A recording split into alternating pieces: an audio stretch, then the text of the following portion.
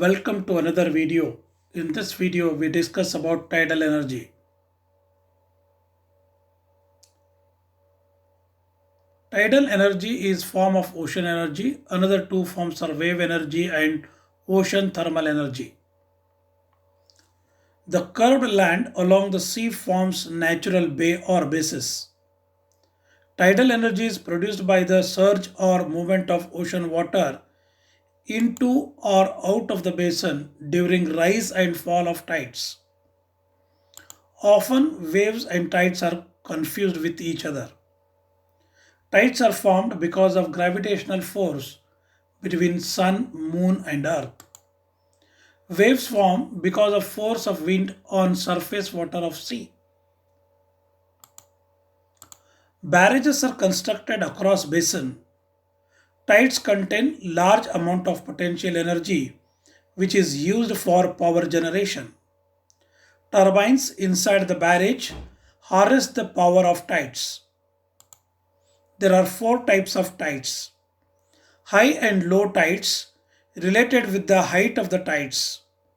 Spring and neap tides related to the gravitational force.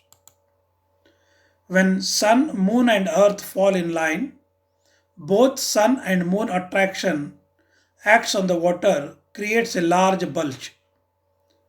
These are called spring tides. It happens on new moon or no moon day.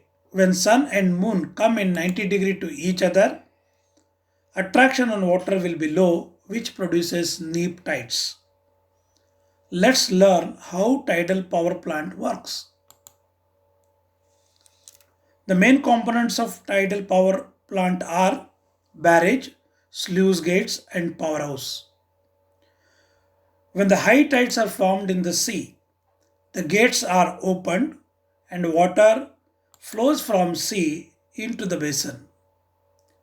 When the basin water level reaches the level of high tide, gates are closed.